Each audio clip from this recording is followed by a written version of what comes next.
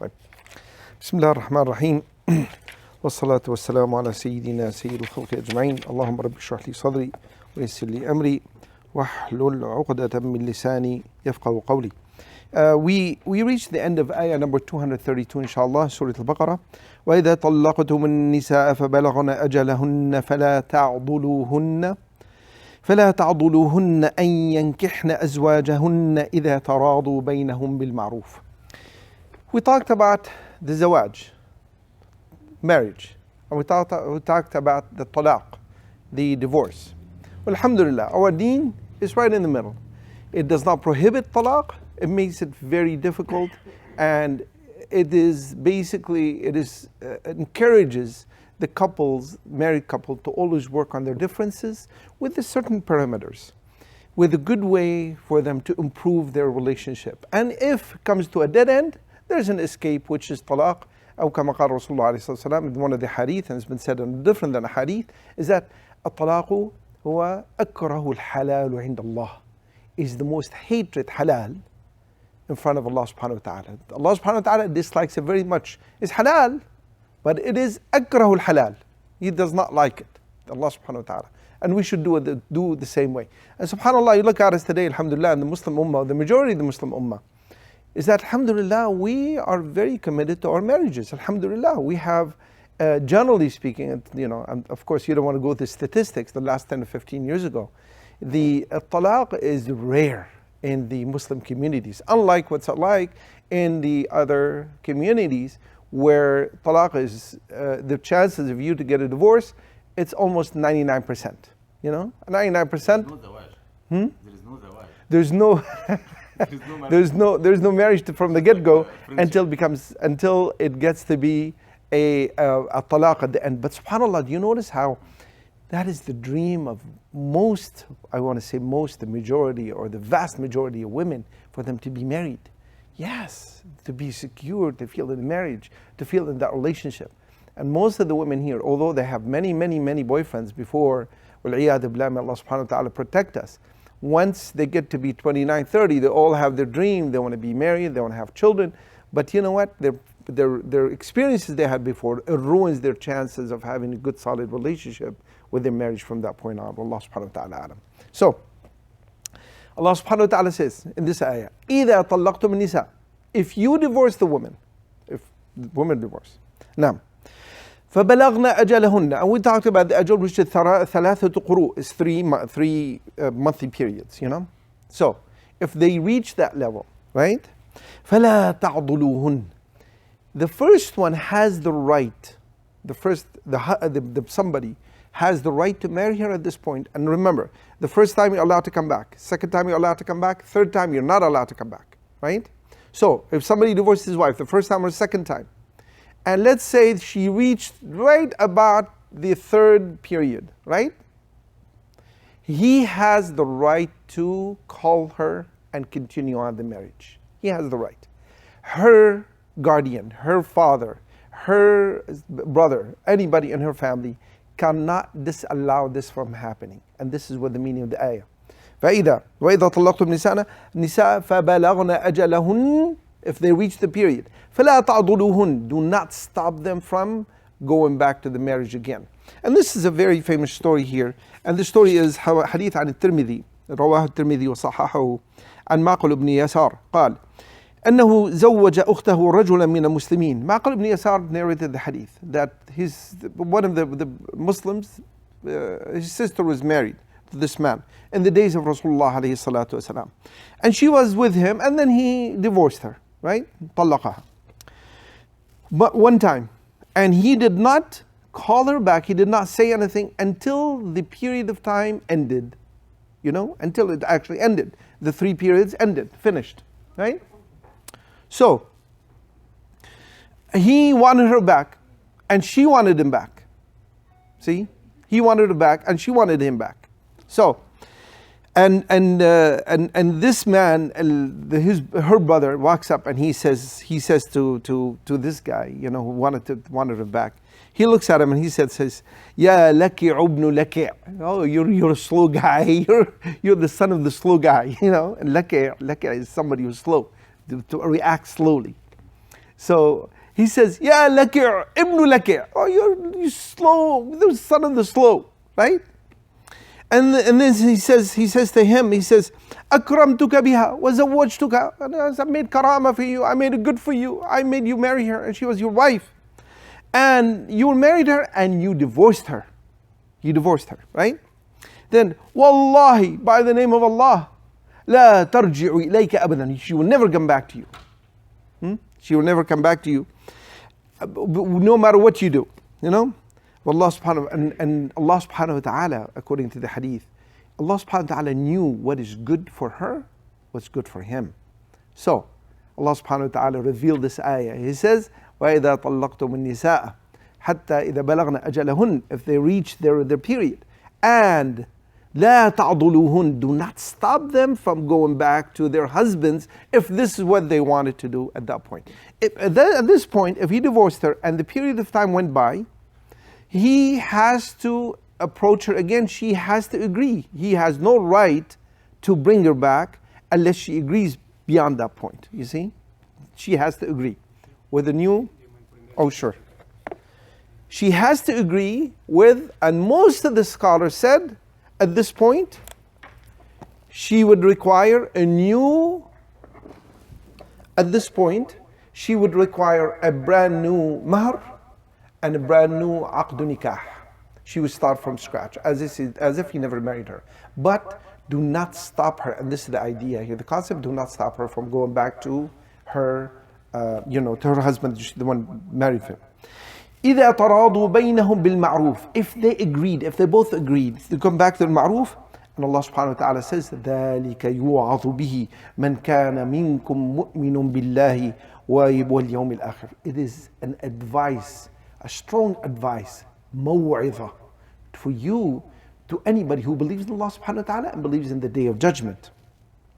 And Allah subhanahu wa ta'ala elaborates even more. He said, ذَلِكُمْ أَزْكَى. That it's better. It's better for you. You know, the wife, the ex-wife at this point, when they're separated, she still wants him. And he still wants her back. There's no reason to stop them. It's opposite. It's actually better for them to go back together, inshallah. ذَلِكُمْ أَزْكَى لَكُمْ وَأَطْهَرُ وَاللَّهُ يَعْلَمُ. Allah subhanahu wa ta'ala knows. وَأَنْتُمْ لَا تَعْلَمُونَ. And you don't know. So this is the way of Allah subhanahu wa ta'ala. We keep going, inshallah. The next ayah. وَالْوَالِدَاتُ يُرْضِعْنَ أَوْلَادَهُنَّ حَوْلَيْنِ كَامِلَيْنِ. The mothers, they will breastfeed their children 2 complete years. If they wanted to complete الرضاعة, if they wanted to complete it, 2 years complete. Now, لمن أراد أن يتم الرضاعة. وعلى المولود له رزقهن وكسوتهن بالمعروف. Now, طيب. In our deen, the الرضاعة, it is set by Allah subhanahu wa ta'ala. That's His way. And why is it important? You got to remember, up to about like 40, 50, 60 years ago maybe or so, there's no baby formulas, There's no such a thing as similar, like you don't go down, like say the grocery store, Costco, whatever, you pick up this whatever, you don't have this option of giving your newborn any kind of milk except a mother's breast, from a human milk. This is the only way it could be fed. And as a matter of fact, a lot of babies used to not survive because they cannot suckle. Today, alhamdulillah, we have many medical ways. We give them food, we give them different formulas, and many mothers choose not to breastfeed at all. This is an option today. Up to 50, 60 years ago or more or so, this is not an option. And this is a very disputable item in the lives of the people. Now, if somebody has, somebody's married, right? And his wife, she delivered a baby. Let's say she had a baby, right? And then he divorced her at that point. What happens to the baby? Who has the right to, he has to force her, or he has to make her breastfeed for how long? Would it be 3 months, 4 months, a year, 2 years? That's a very disputable item, right?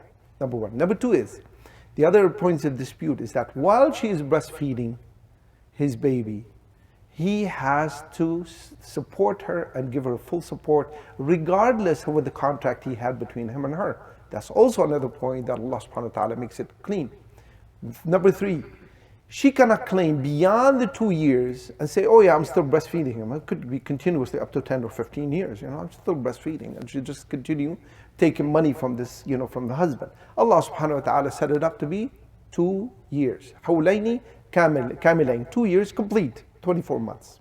So you could see how important this issue is, in our lives as Muslims, in the lives of humans overall. Also, it has many other meanings as well.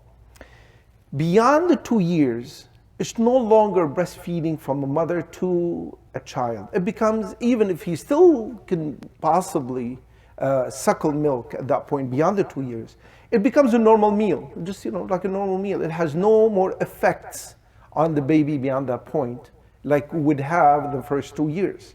The first 2 years, like we said, we discussed last week, we said Allah subhanahu wa ta'ala knows. Many of the scholars were talking about when a mother holds a child in her arms and she gives him 3 complete meals, from her milk. She passes on to him way more than just food. She passes on to him all her immune system information. She passes on to him many, many things that actually warrants and makes this baby her child. 3 rada'at kamilat, mushbi'at. 3 of them.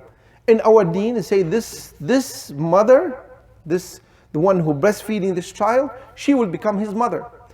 And her sons and daughters are become his or her sisters and brothers. That's the way it is. And because of this, they cannot marry them, they cannot marry from each other. And they, when they grow older, he walk in on her, she does not have to wear hijab from him, exactly like his own mother. And it's the same thing as if she actually gave him birth. You could imagine. Allah subhanahu wa ta'ala knows these things and we don't know. We take it exactly how it is, right? So, the suckling is not something to be taken lightly. It's not something we say, oh yeah, just take a baby, just have a sit there, give him a little bit of milk and everything done and over. It isn't. It's something really big. And Allah subhanahu wa ta'ala making us aware of it and giving it limitation for it. And Allah subhanahu wa ta'ala giving us a limitation of time saying, this suckling, it is 2 years. حولين كاملين. Now, and there's another ayah. Could she go to Hajj also? Can the it should become mahram. Absolutely. That's her son al-Rada. Yes, absolutely. It's completely the same thing. Go ahead. Real son. It's a real son. It's a real son, 100%. He can never marry her. Never. Exactly like his own mother. He can never marry her sons and daughters. And some of the scholars that were talked about, the sons and daughters were born after or before, but that's a different subject altogether. But that's his mother. That's it. ثلاث رضعات مشبعات. He walks in on her mother. There is a little bit different limitation as to he does not inherit from her. He does not inherit from her because that is only from the bloodline. Wallah subhanahu wa ta'ala alam. Most of the scholars have described it this way, that you don't allow him to inherit. However, you can give him gifts, of course, up to, some scholars said, and Hadeeth Rasulullah sallallahu, third of your money or portion of your money, but an inheritance does not count for them in this. Number 1. Number 2 is, you never in our deen, you never give him your name. That is not allowed, period. We can adopt a kid, yes. A baby at any age could be, a day old or could be 18 years old. You can adopt him. But as long as he's not living in the lie, thinking, knowing in the back of his mind, oh, he is my father. You cannot name yourself after him. You cannot name him after you. You can't. You cannot give him inheritance. That's not allowed in our deen. And this is so clear in Surah Al-Ahzab. Brother knows talks to us this all the time. Surah Al-Ahzab is clear, and this is what Allah subhanahu wa ta'ala call them ad'iya'akum. And we have this story in Surah Al-Ahzab about one specific somebody, which is he's Zayd ibn Haritha. Zayd ibn Haritha originally was the son of Muhammad. He used to be called Zayd ibn Muhammad. And originally, what happened is that when Sayyidina Rasulullah alayhi salatu wasalam married Khadija, al-Mu'mineen, Hadrat Khadija, al-Mu'mineen, radiyallahu anha, she had a servant was bought for her by her uncle, Hakim ibn Huzam. He's a very good, son, very good guy. His name is Zayd ibn Haritha. So she took him in as her servant, and eventually Rasulullah alayhi salatu wasalam, when he was married to her, she gave it to him as a gift, she says, and he adopted him. So he made him his own son. Eventually, when he grew older and everybody would known him as Zayd ibn Muhammad, the ayah was revealed to Rasulullah alayhi salatu wasalam. He says, you cannot name him. So changed his name to Zayd ibn Haritha, which is his own father at the time. And by the way, his father came in with his uncle. After they recognized him one time, they came in and they wanted to buy him back. And they told Rasulullah alayhi wasalam, he said, look, you name your price, anything. Rasulullah alayhi wasalam said, nothing, I don't want anything. If he chooses you, he's yours. And if he chooses with me, you need to respect that. And they said, fine. So they brought him in. He says, Ya Zayd, what do you want? You want to come with us? We are the head of the tribe. And his father was, one of the leader of the tribes. He's rich and, has a lot of status, a lineage and this and that. Or you could stay with Muhammad. And immediately he says, no, I will stay with Muhammad sallallahu alayhi wa sallam. So we know this. And Rasulullah alayhi salatu wasalam used to love him very much. Right? And he was a great leader. Zayd ibn Haritha was a great leader. And you know who loved as much or possibly more? Is his son, Usama ibn Zayd. Usama ibn Zayd, he used to love him. They used to call Zayd Hibbu Rasulullah, the one that Rasulullah loves him the most. Hibbu Rasulullah. And Usama was the young man. He was 17 or 18 years old at the time. He was the leader of the first army to go towards Bayt al-Maqdis, toward Palestine at the time, and he was the leader, and he was only 17 or 18 years old.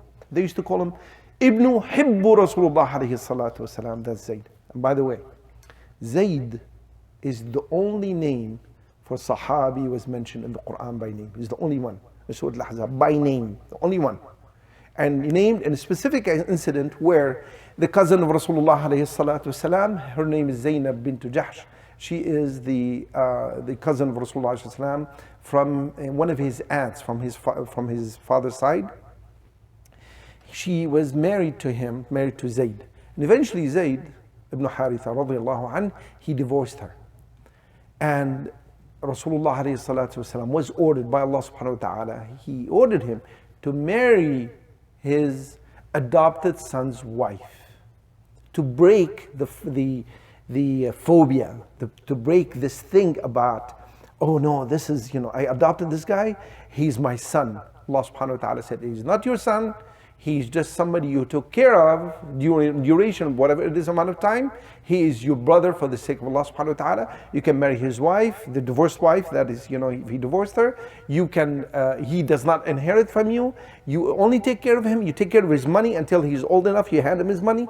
But it is this kind of relationship that keeps the community safe, keeps it progressive, keeps it in the best shape it can be mentally and psychologically in our deen, alhamdulillah. So, والوالدات يرضعن أولادهن حولين كاملين لمن أراد أن يتم الرضاعة. Whomever wants to complete the رضاعة. It's not mandatory. It's not mandatory to be 2 years. It could be less. It could be a year and a half. It could be 2 months. It could be whatever. And this is the meaning that we get from this ayah.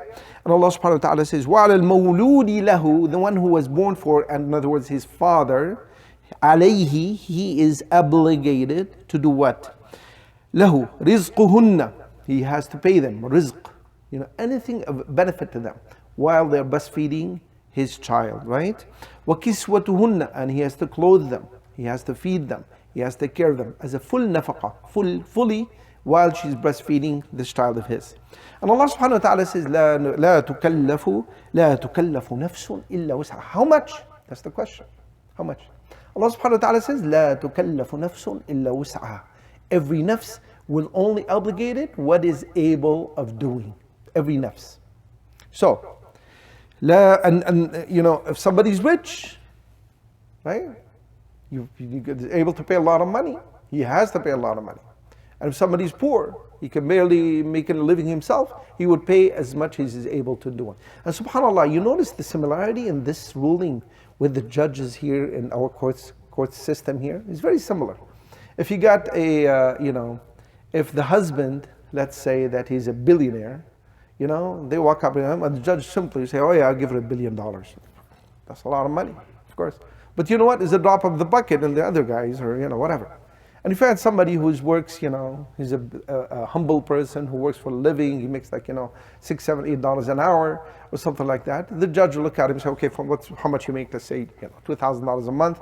You tell him, okay, fine, pay her $700, $800, as if he was spending the money on her while he's married to her. So that is the general rule. And we got to remember something. We're going to be repeating a lot of rules here in the Qur'an, and you will be surprised how similar these rules of Allah subhanahu wa ta'ala to the common law that we practice here on a daily basis in the United States, let's say, which is called, originally that is called the English law. The two versions of law that is the most common around the world, most commonly known, are the two versions. There's the French law and the English law. And they're very similar in different ways, but a lot of countries, they adopt this one more, and the other one, they adopt the English law is different. Here, because the United States or Americas was a colony of the British, so we took the British law to be used here in the United States. And you'll be surprised, and we mentioned this, I think, last week. We said, we talked about somebody who is being responsible or not. The age of 15, right? That is the year of bulugh. If the judge looks at somebody and says, is he responsible for what he has done? Is he an adolescent? Is he an adult? The age of 15, or somebody who reached puberty. But to be on the safe side, the madhab Imam Abu Hanifa is 15. And subhanAllah, you find it here very similar. Is the minute you cross 15, you cross the point from becoming a child, that depending on your guardian or whatever, and you take a good responsibility for your actions beyond the 15 years old at that point. Very similar, Wallah subhanahu wa ta'ala. So keep going, inshallah. And then Allah subhanahu wa ta'ala gives us a very important rule, which is, unfortunately, it really touches most of the people today in our communities, either Muslim communities or not Muslim communities.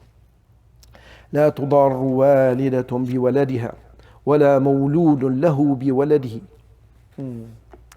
You don't harm a mother with her child, and you don't harm a father with his child.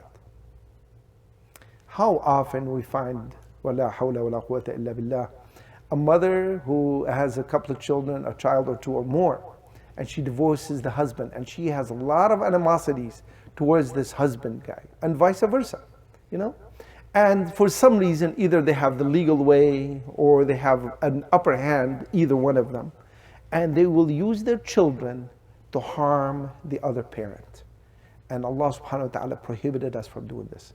And I've seen this way too many times. We have a beautiful couple, and many, many stories like this, but we have a beautiful couple locally. And is a young person who divorced his wife, and he was not allowed to see his son for more than 4 years straight. 4 years. He was not allowed to see his son. And to force him, to make him do this, she made up all kinds of lies, and she made up all kinds of stuff, just in spite, just to hurt the father. She would not allow him to even meet or see his own son. You can imagine what this happens, and vice versa, where if the father has the upper hand, he can control the child, he would actually prevent him from seeing his mother, from staying with his mother, or, watch, something a little bit more subtle than that. When the mother has the custody of the child, what does she do? Would she just sit there and lie and make up stories about the father, and say, oh, your father is a bad guy, he's a thief, he's a drunken guy, he used to beat me, he used to hit me? Complete lies, to harm the image of the father in the eyes of the son or the daughter, and vice versa. When the son goes with his father, and this is most likely will be half and half, will be split in time. This kid he goes like a pendulum, is going, the far left one side, far left the other side. The father's saying, oh, your mother is this, your mother is that, she did this to me, she did that to me. She burned the eggs in the morning, her food is not edible, her mother, she treated me badly, and he goes to his mother's house, the same thing. That is not allowed in our deen. لا تضار الوالدة بولدها. That's haram, that's prohibited. And subhanAllah, you find this, it's not only, remember, all this built on sidq, amana, built on truthfulness, not to tell a lie. In our deen, the relationship between husband and wife, between a man and his brother man, between the person and Allah subhanahu wa ta'ala, all this gotta be somebody truthful. Don't make up lies. Don't, for the sake of what? The sake of hurting others, especially in this case, right? Well, Allah subhanahu wa ta'ala says, وَعَلَى الْوَارِثِ مِثْلُ ذَلِكَ فَإِنْ أَرَادَا فِصَالًا عَنْ تَرَاضٍ مِّنْهُمَا وَتَشَاوُرٌ فَلَا جُنَاحَ عَلَيْهِمَا. If they get together and they meet and they want to, consult with each other, the husband and wife, it's not mandatory. Remember, it's not mandatory. So it is, they get together and they discuss it amongst each other. They say, you know what, I have to pay you, how much I have to pay you, you have to do this for me, I do that for you. In the case of divorce, فَلَا جُنَاحَ عَلَيْهِمَا, they deal amongst each other بِالْحُسْنَى بِالْمَعْرُوفِ, with something that is to be in the benefit of both the husband, the wife, and the child, and eventually will be good for the whole community as well from this point. Right. وَإِنْ أَرَدْتُمْ أَن تَسْتَرْضِعُوا أَوْلَادَكُمْ. Now, if you want to, and remember, this was commonly happening 60 or 70 years ago and before. This is very common, that if somebody has a child and his mother, he divorced from the mother or whatever reason, he would have to, like it or not, he would have to take this child who's breastfeeding, especially in an early age, he has to take him to a woman who is able to breastfeed him. Is that allowed in our deen? Absolutely. Allah subhanahu wa ta'ala is specifying it, saying, إِنْ أَرَدْتُمْ وَإِنْ أَرَدْتُمْ أَن تَسْتَرْضِعُوا أَوْلَادَكُمْ فَلَا جُنَاحَ عَلَيْكُمْ إِذَا سَلَّمْتُمْ مَا آتَيْتُمْ بِالْمَعْرُوفِ. If you give up what you are given in the ma'roof, in the good way, the good beneficial way, do not transgress, do not commit injustice in any which way. وَاتَّقُوا اللَّهِ, obey Allah subhanahu wa ta'ala, fear Allah subhanahu wa ta'ala in all your dealings. وَاعْلَمُوا, and know, وَاعْلَمُوا أَنَّ اللَّهَ بِمَا تَعْمَلُونَ بَصِيرٌ. And you have to know, put this in the back of your head all the time. Allah subhanahu wa ta'ala is fully He's fully seeing of what you're doing. He sees what we do.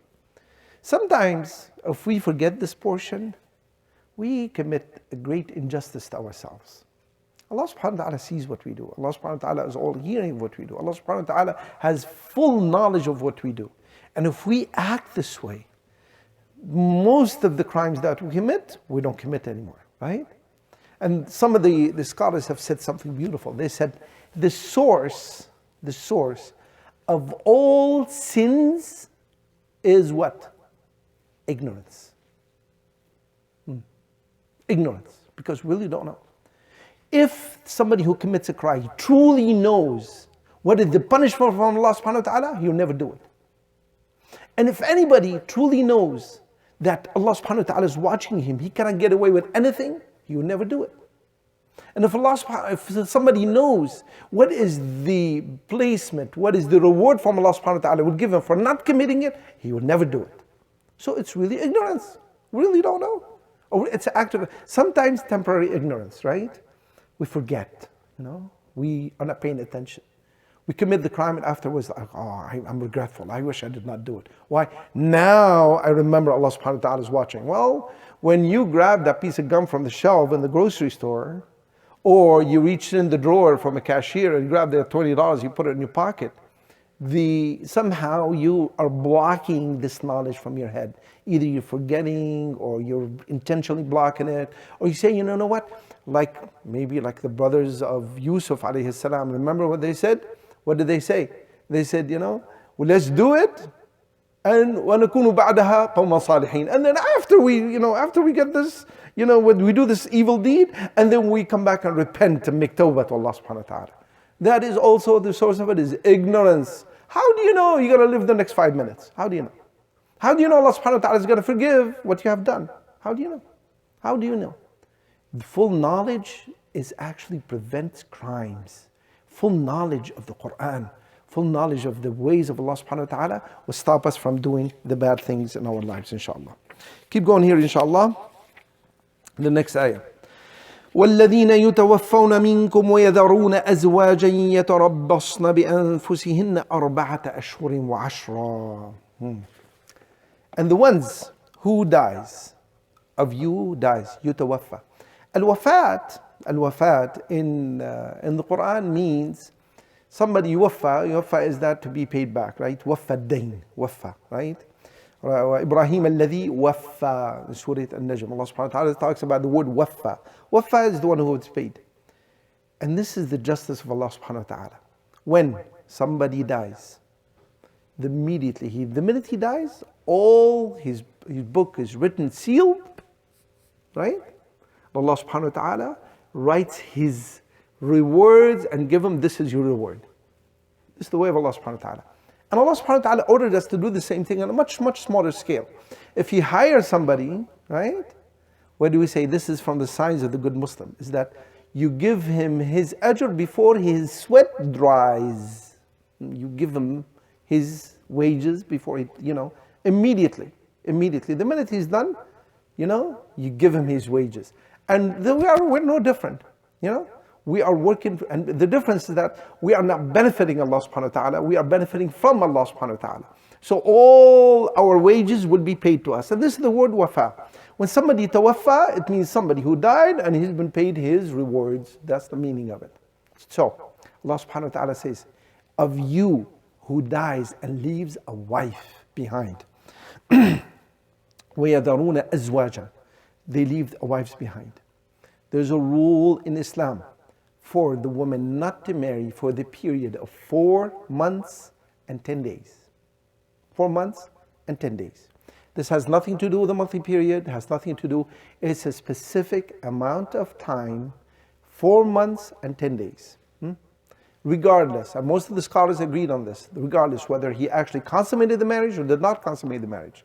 And as long as there is a nikah or a contract of nikah, she would have to not to get married to anybody, or not to do tarabbus, not to do anything for the periods of 4 months and 10 days. Some scholars elaborated even more. Most of them agreed on this. She would have to spend this 4 months and 10 days in the same place, in the same house she was married to her husband in. She would not leave this house for the period of 4 months and 10 days until her iddah, this is what we call iddah. Iddah is the accounted days, is complete. A lot of scholars have differed on this. And they said, why is it 4 months and 10 days? The bottom line is, we really don't know. We really don't know, is the ways of Allah subhanahu wa ta'ala. However, some scholars said that if a woman is pregnant, if she's pregnant, we know that she spent 40 in such a way. This is respect Allah subhanahu wa ta'ala, put it in our hearts and our minds, is a behavior we should follow, right?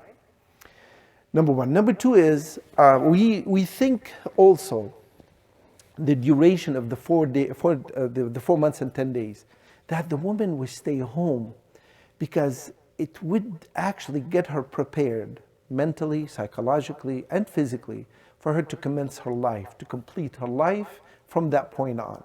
And it should be closure, right?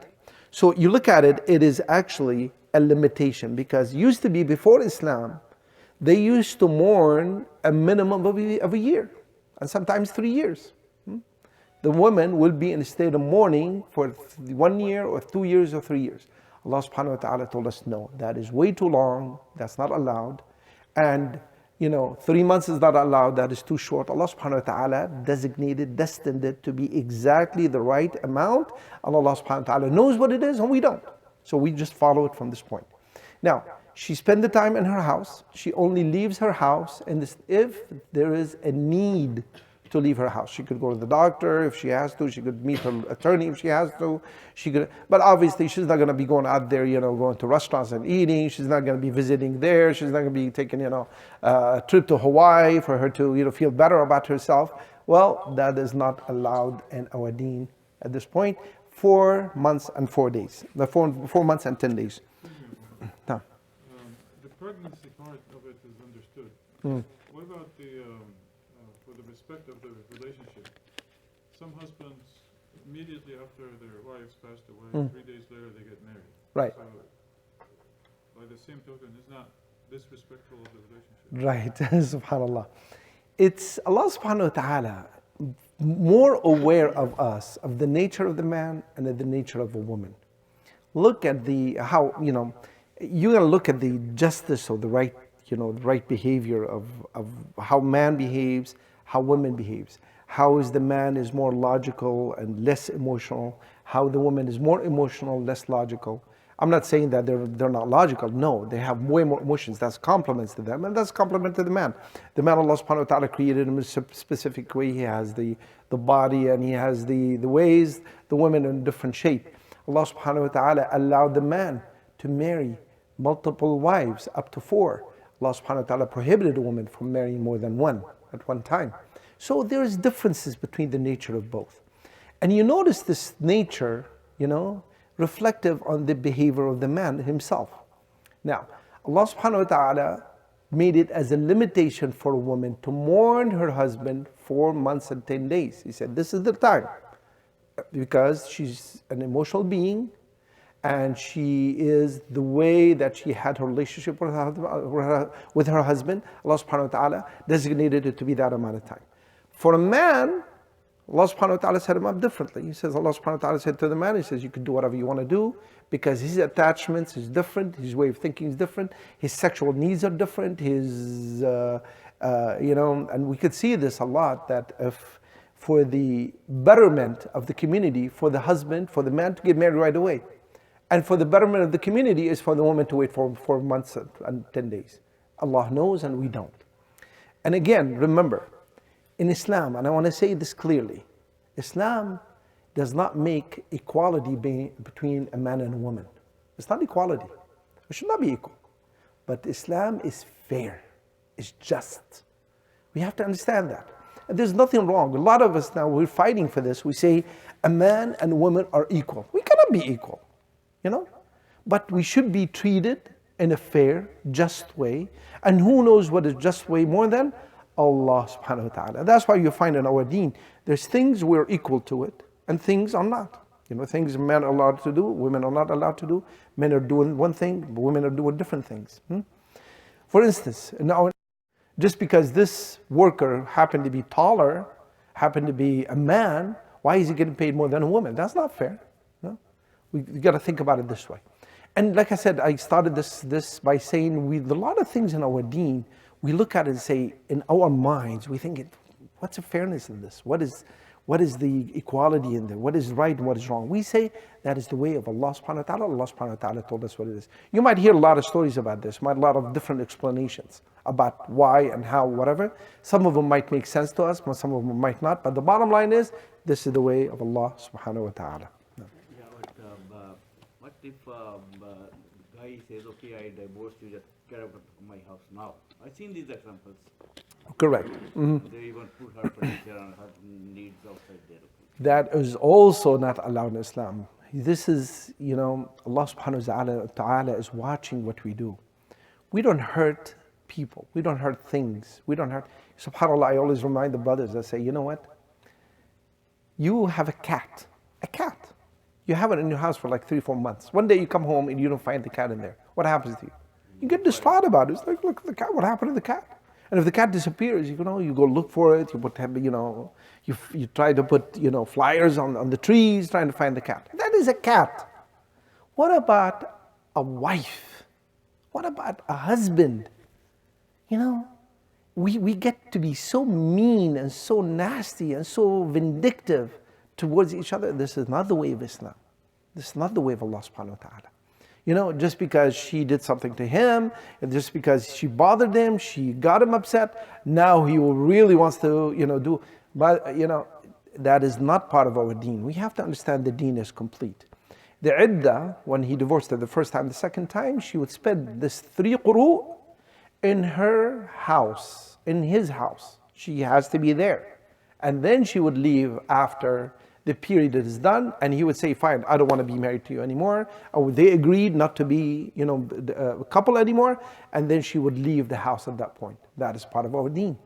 Part of our deen is for the husband not to make divorce while, the scholars differed on this a little bit, but generally most scholars agreed on this, not when she is on her monthly period. You don't do that. And most of the scholars said, if you did it on that period of time, this divorce is null, is not complete. It has to be done in a normal, in a regular time. It cannot be in her monthly period time. It cannot be done in her nafas. Nafasa is that when she delivered the baby, the first 40 days, you cannot divorce a woman, a husband cannot divorce a woman in the first 40 days after she delivered a baby. You cannot do that. If you do, the divorce is not complete. Again, these are, these little rules. It shows you the humane nature of the Muslim. It shows you the fear of Allah subhanahu wa ta'ala, how it converts the man to be like an angelic being. We are acting like angels, not forcibly, because of what we know, because of us, because our will to act that way, right? And subhanAllah, when this rahmah, this mercy removed from marriage, la ilaha illallah, it is the ugliest, the worst relationship ever. When a husband and wife, and subhanAllah, you look at the contradiction. At the beginning, when the husband or the man approaches the woman to marry her, Allahu Akbar, she's right there on top of anything you want. The red carpet treatment, I'll give her the gold, and what do you want? 1 carat? No. 2 carats? Okay, 2 carat ring, and how much mahr? 100,000, 200,000? No problem. When divorce happens, Allahu Akbar. This is not the way. These 2 extremes. We don't do that, we don't do this, We act upon it the right way, the proper way. That's the way of Allah subhanahu wa ta'ala. Keep going, inshallah. فإذا بلغنا أجلهن فلا جناح عليكم فيما فعلن في أنفسهن بالمعروف والله بما تعملون خبير. If this ajal, the 4 months and 10 days is complete, there is no problem for them to do whatever they want to do with themselves. Some women decide to say, you know what? I don't want to marry anybody for a whole year. Fine. Some of them decide, I don't want to ever be married again. That's her business. Some of them say, 4 months and 11 days, she's ready. She's out there, spread the word around, I am ready to be married. Okay, that's her business. As long as within the ma'roof. Ma'roof is to be well known, to be acted upon in their community. It's not to be munkar, not to be something unusual or different. Allah subhanahu wa ta'ala, and Allah subhanahu wa ta'ala says, Wallahu bima ta'maluna khabir. Allah subhanahu wa ta'ala has full experience, full knowledge of what you are doing. ولا حول ولا قوة إلا بالله.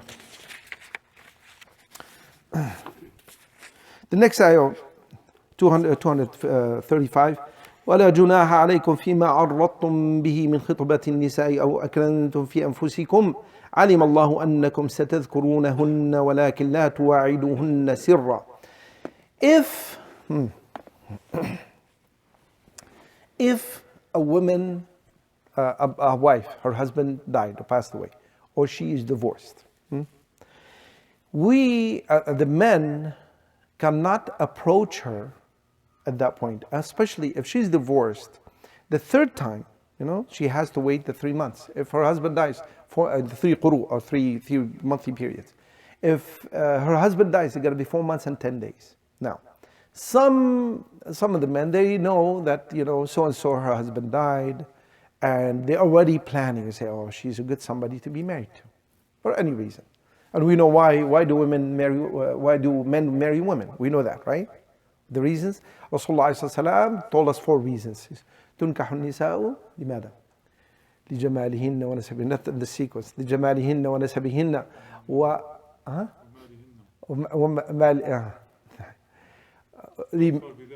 فاظفر بذات الدين. This is number 4. فاظفر بذات الدين تربت يداك.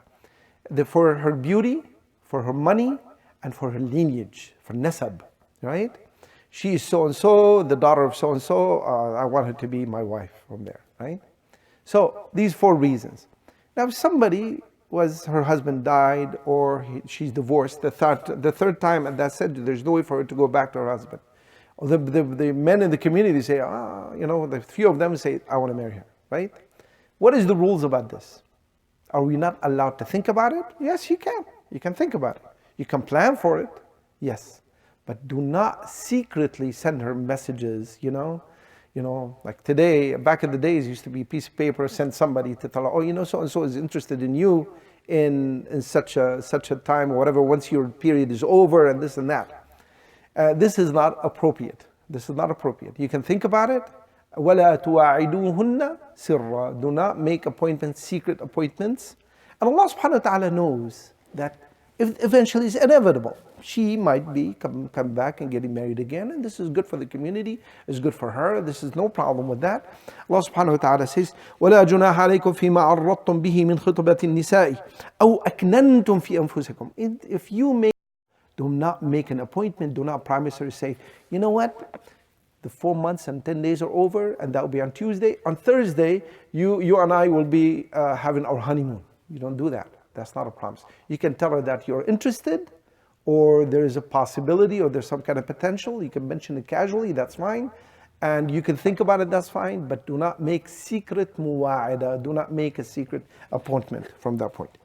إِلَّا أَن تَقُولُوا قَوْلًا مَعْرُوفًا. Except for you to say قَوْلًا مَعْرُوفًا, to say something gentle, something nice. وَلَا تَعْزِمُوا عُقْدَةَ النِّكَاحِ حَتَّى يَبْلُغَ الْكِتَابُ أَجَلَهُ. Do not make the marriage contract until the period is done, until the appointment is done, which is 4 months and 10 days for divorce, or 3 months, 3-month period for a woman. وَاعْلَمُوا أَنَّ اللَّهَ يَعْلَمُ مَا فِي أَنفُسِكُمْ. And you have to fully know that Allah subhanahu wa ta'ala knows what's in your hearts. فَاحْذَرُوهُ. Be scared of Him. فَاحْذَرُوهُ. Be aware of what the hurt, or what is the punishment of Allah subhanahu wa ta'ala can induce upon you. وَاعْلَمُوا أَنَّ اللَّهَ غَفُورٌ حَلِيمٌ. And you have to know that Allah subhanahu wa ta'ala is all forgiving. Allah subhanahu wa ta'ala is Halim. He's patient. He has the patience in Him as part of His nature. Alhamdulillah. So inshallah next week we'll start the ayah number 236. وَلَا جُنَاحَ عَلَيْكُمْ إِن طَلَّقْتُمُ النِّسَاءَ مَا لَمْ تَمَسُّوهُنَّ أَوْ تَفْرِضُوا لَهُنَّ فَرِيضَةً وَمَتِّعُوهُنَّ عَلَى مُوسِعٍ قَدْرَهُ وَعَلَى مُقْتِرٍ قَدْرَهُ. Inshallah we'll talk about it a little bit in details next week, inshallah. If you have any comments or any questions or anything you'd like to